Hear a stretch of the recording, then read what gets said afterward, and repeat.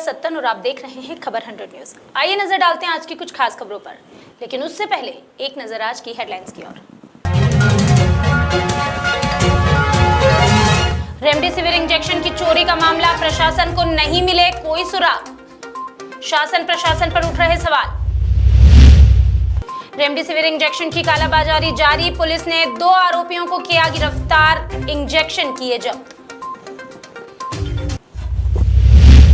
सांसद छतर सिंह दरबार काफी सक्रिय, अस्पताल और कोविड सेंटर का कर रहे हैं दौरा, ऑक्सीजन और इंजेक्शन पर सांसद की पैनी नजर। और शहीद टीआई देवेंद्र चंद्रवंशी को श्रद्धांजलि, कोरोना से शहीद हुए थे देवेंद्र चंद्रवंशी, डीआईजी सहित सभी जवानों ने दी श्रद्धांजलि।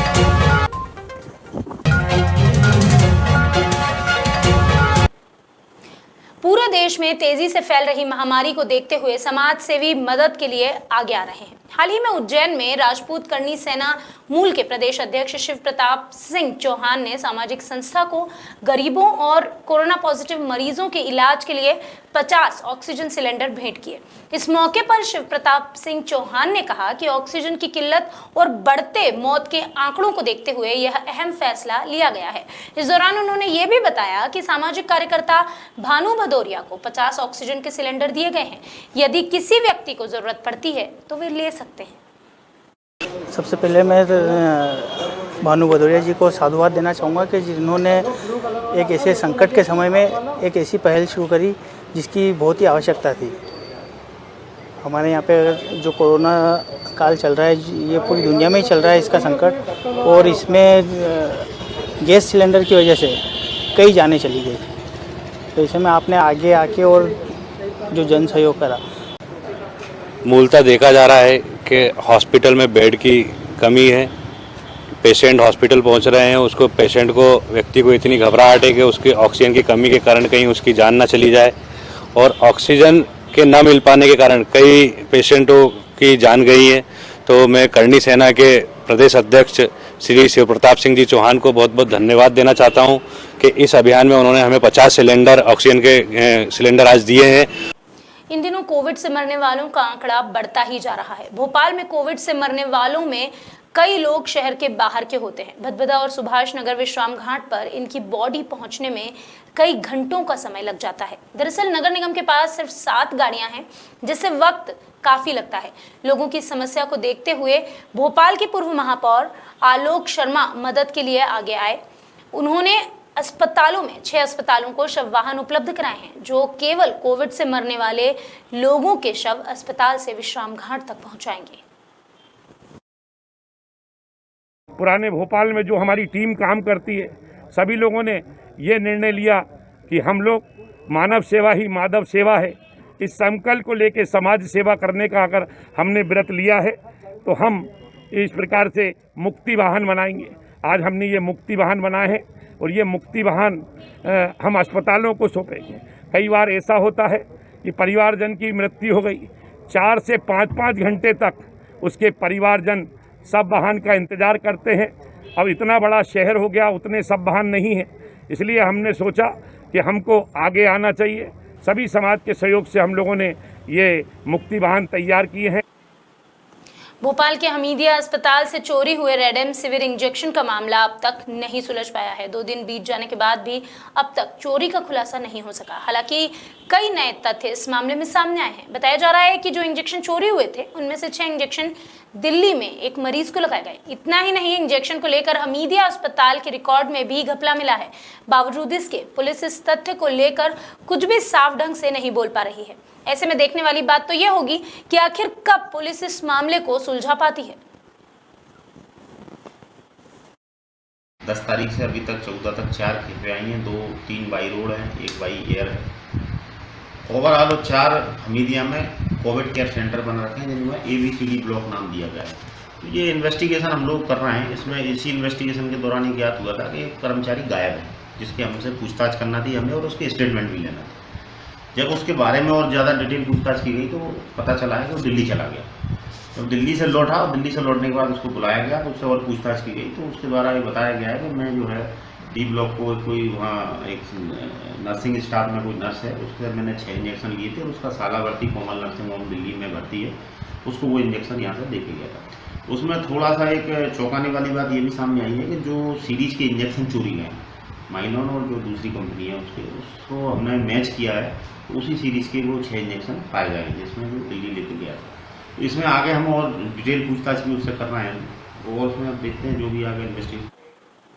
भोपाल में बढ़ते कोरोना मरीजों की संख्या को देखते हुए जिला प्रशासन बैरागढ़ के सिविल अस्पताल को कोविड केयर सेंटर बनाने में लगा है।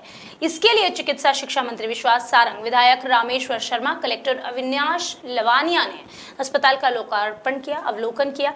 आपको बता दें कि स्वास्थ्य विभाग के अधिकारी व्यवस्थाओं को ध्यान में रखते हुए विचार विमर्श करेंगे और कोविड सेंटर बनाने के विषय में निर्णय लेंगे। गौरतलब है कि रविवार को स्थानीय संस्थाओं और नागरिकों की मांग पर विधायक शर्मा ने मुख्यमंत्री और चिकित्सा शिक्षा मंत्री को पत्र लिखा था, जिसके बाद इस अस्पताल का अवलोकन किया गया।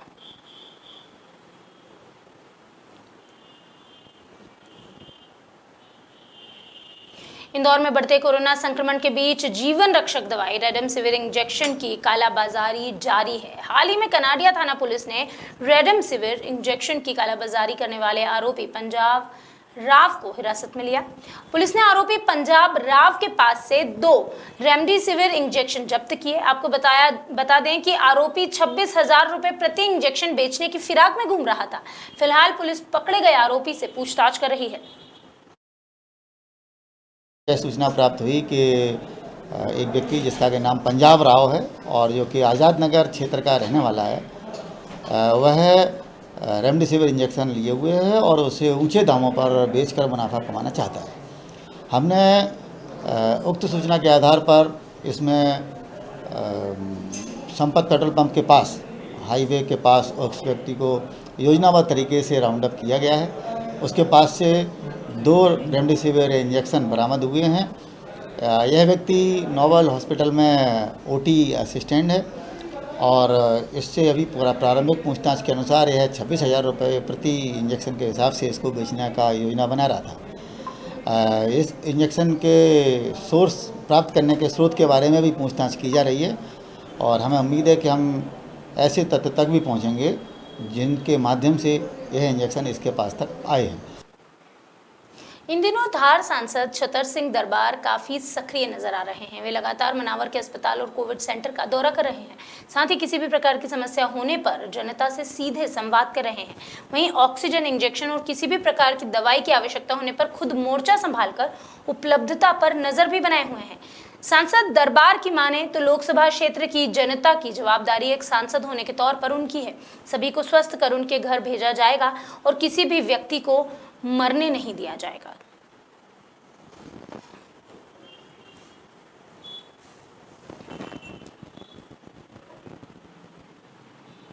सोमवार को इंदौर में एक भीषण हादसे में 2 युवतियों की मौत हो गई। दरअसल हीरानगर थाना क्षेत्र में एक ही बाइक से जा रहे 3 लोगों को तेज गति डंपर ने जोरदार टक्कर मार दी।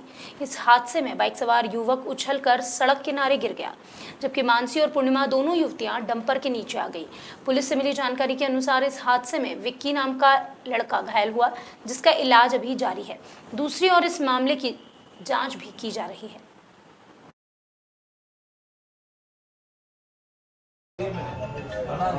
सर, हीरानगर थाना क्षेत्र में कोई मामला सामने आया जिसमें 2 जने की मृत्यु हो गई सर। आज सुबह 10 बजे हीरानगर मुख्य सड़क पर मोटरसाइकिल चालक और डंपर रेत के डंपर की टक्कर हुई, जिसमें मोटरसाइकिल पर बैठी 2 महिलाएं मानसी एवं पूर्णिमा की दुखद मृत्यु हुई है और जो मोटरसाइकिल चालक वो घायल है।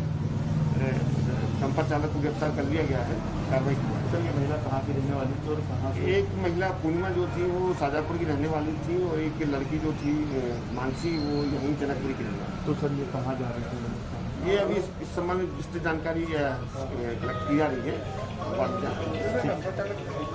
डंपर चालक गिरफ्तार हो गए। ठीक है, थैंक यू। शहर में बढ़ते कोरोना संक्रमण के बीच पुलिसकर्मी अपने कर्तव्य में जुटे हुए हैं। चाहे वो किसी भी जगह के पुलिस हो, वो पूरी मेहनत और शिद्दत से अपना काम कर रही है। इस दौरान देखने में आया कि कई पुलिसकर्मी अपनी ड्यूटी के दौरान कोरोना से लड़ते लड़ते शहीद भी हो गए हैं। इसी तरह पिछले साल अपनी ड्यूटी के दौरान कोरोना से लड़ते हुए इंदौर के जूनी इंदौर थाने में पदस्थ टीआई देवेंद्र चंद्रवंशी भी शहीद हो गए थे।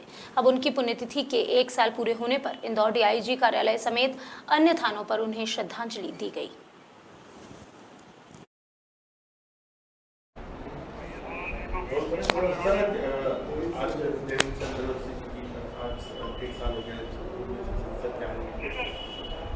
जूनी इंदौर थाने के पूर्व थाना प्रभारी शहीद श्री देवेंद्र सिंह चंद्रवंशी जी की आज प्रथम पुण्यतिथि है।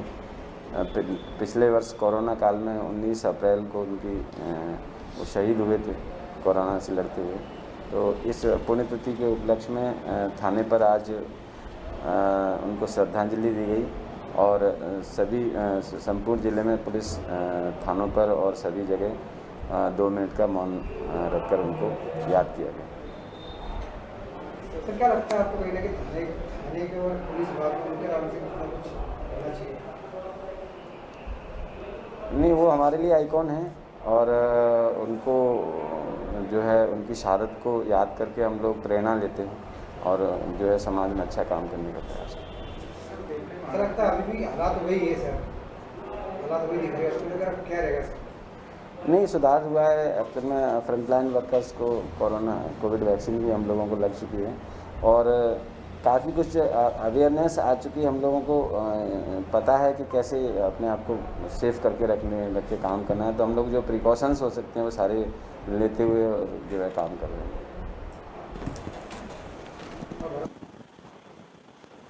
इंदौर की हीरानगर पुलिस ने लूट और वाहन चोरी करने वाले 2 बदमाशों को गिरफ्तार किया है। पुलिस से मिली जानकारी के अनुसार चेकिंग के दौरान 2 लड़कों को संदिग्ध अवस्था में पकड़ा गया, जिसके बाद दोनों से पूछताछ की गई।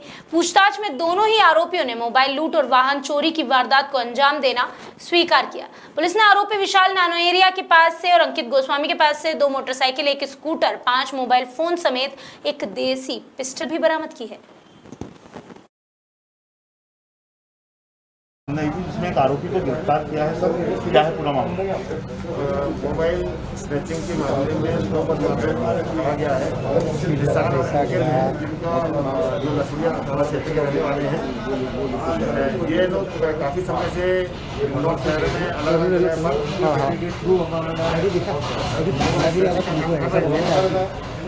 मोटरसाइकिल चोरी करते हैं। इनसे 5 मोबाइल एवं 3 वाहन जब्त हुए, 2 व्हीलर, 2 मोटरसाइकिल व 1 मास्टर स्कूटर, इनको गिरफ्तार कर लिया गया है। इनके साथ से घटना में प्रयुक्त पिस्टल भी जब्त। अभी के लिए बस इतना ही, लेकिन खबरों का सिलसिला लगातार रहेगा जारी। आप जुड़े रहिए खबर 100 न्यूज़ के साथ। अपने घरों में रहिए, सुरक्षित रहिए, अपने हाथ धोते रहिए और मास्क का उपयोग करना ना भूलें। 100 न्यूज़, जनता की बुलंद आवाज़।